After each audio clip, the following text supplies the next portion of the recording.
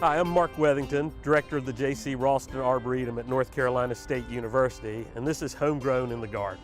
Today I'm in our lath house at the Arboretum, which casts this lovely dappled shade, which is perfect for some of the plants that we're going to talk about today. A plant that everybody knows and loves are rhododendron, and people will tell you that rhododendron don't grow well in the south. And in some cases that's true. A lot of them come from Himalayan regions and colder spots and don't like our high heat and high humidity. Part of what we do at the Raulston Arboretum is evaluate plants to see which ones are good for North Carolina gardens.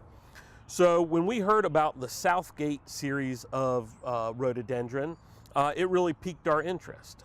These were rhododendron that were touted to be very, very good for the southeast. So there's a whole series of them that have been very good in the garden. All of these Southgate series, like this Southgate Brandi, have been bred with very heat-tolerant forms, such as Rhododendron hyperethrum, which are hard to find in the nursery trade. And most of those tend to have white to pale pink flowers, are not as the showiest of rhododendron, although they are quite nice.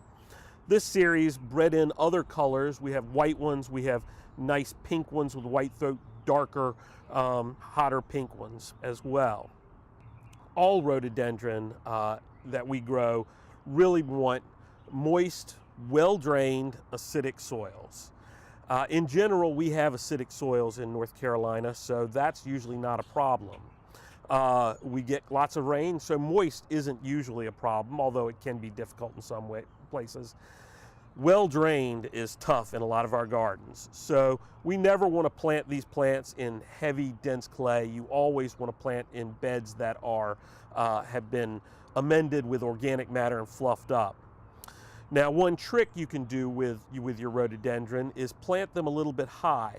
You can amend your beds, but then still, when you're going to plant, don't set the plant all the way down in a hole. Dig the hole a little shallower and then build the soil up around it, so it's the top third of the container, the root mass, is above the soil line. That'll really help you out.